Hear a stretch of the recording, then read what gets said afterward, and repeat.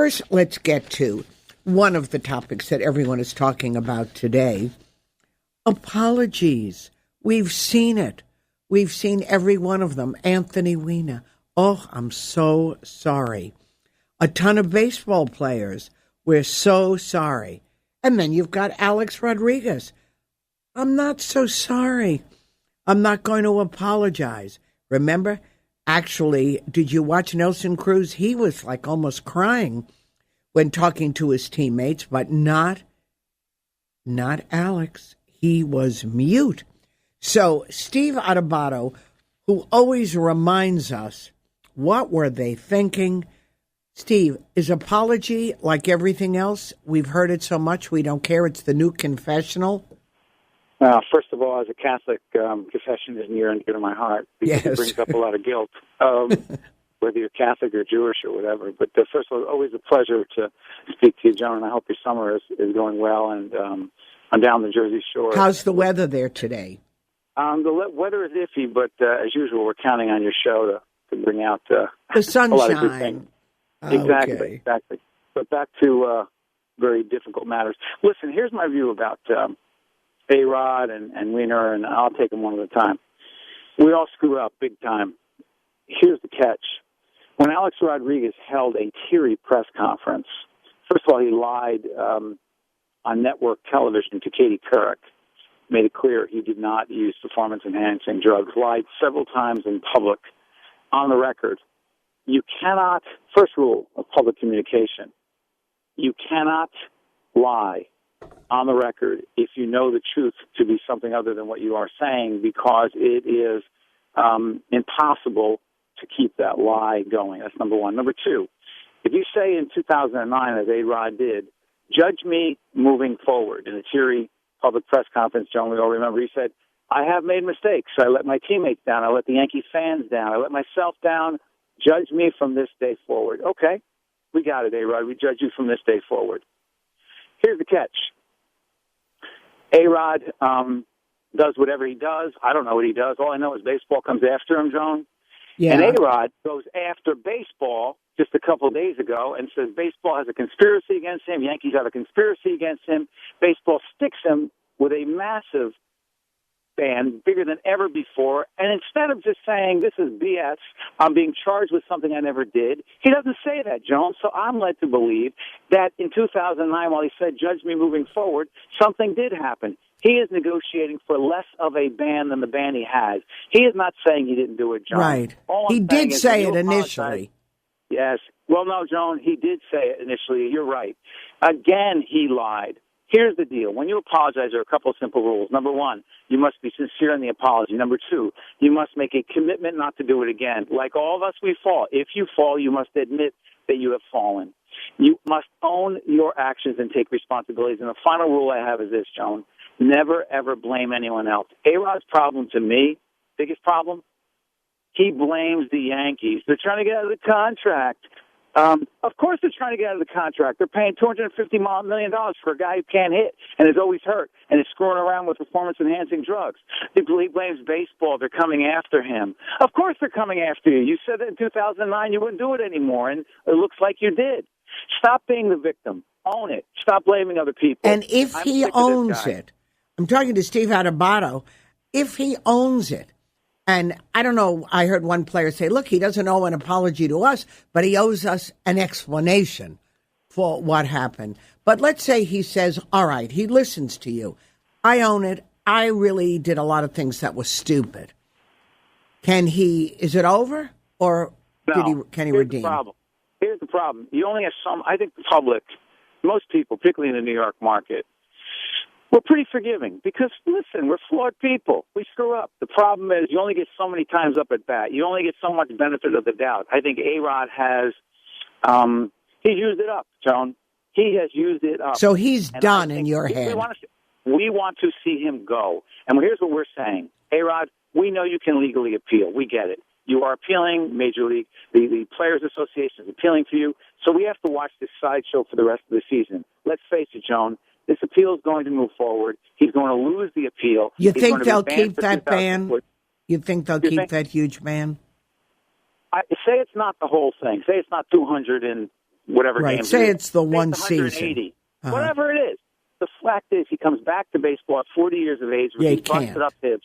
He doesn't hit any home runs anymore. We have to watch this sideshow for $25 million a year. Hey, right, at a certain point, get out. Don't you say enough is enough? And I've earned enough.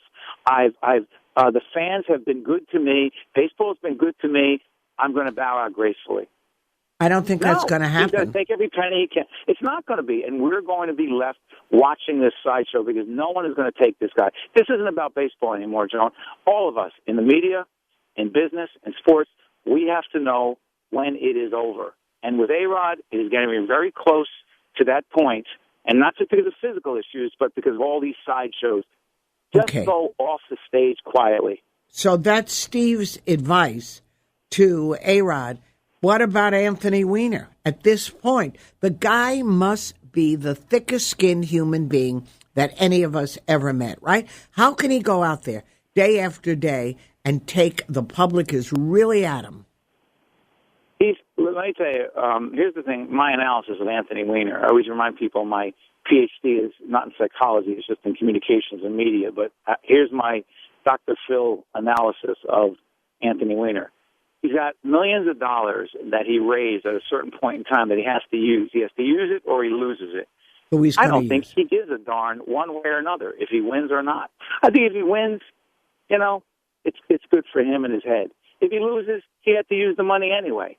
How could you be a serious person knowing everything he's gone through, put his wife through this, put the voters through this, and then in the middle of that, be so insane as to go after an older candidate who I believe is 69 years of age. And a character. I mean, he's... So what? So what? First of all, you don't put your hands on anybody.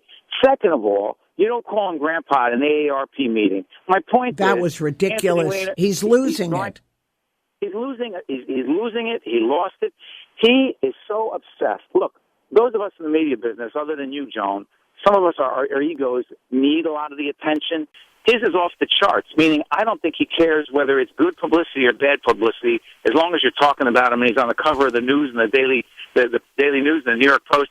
Me, I'd be mortified. I'd be ashamed for my family and my kids. I don't think he looks at the world that way. As long as you're talking about him, it's good. And I think that's a sickness. I think you should go get a sickness taken care of. That's the way I view it. Don't let the rest of us have to watch your sickness play out in public, which is also looks to me like a combination of what he does in his private life, which consumes a fair amount of time apparently, and some sort of anger issues that play themselves out in public, which is not a good demeanor for a chief executive. No, but it's so interesting. It all starts with, oh, I'm so sorry, it will never happen again. And then they make the rounds of TV, and then they end up at the real confessional.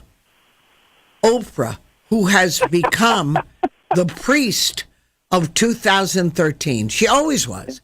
But now that is the last stop, right? Yeah, and Oprah's, the funny thing is, I've always, I respect Oprah and everything she's done. She's a superstar in our industry.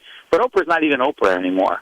I mean, she's hard to find on the dial, and Oprah's not the network star she was, and those sit-downs are not what they were. And the Lance Armstrong thing was never what it Well, actually, it hurt him.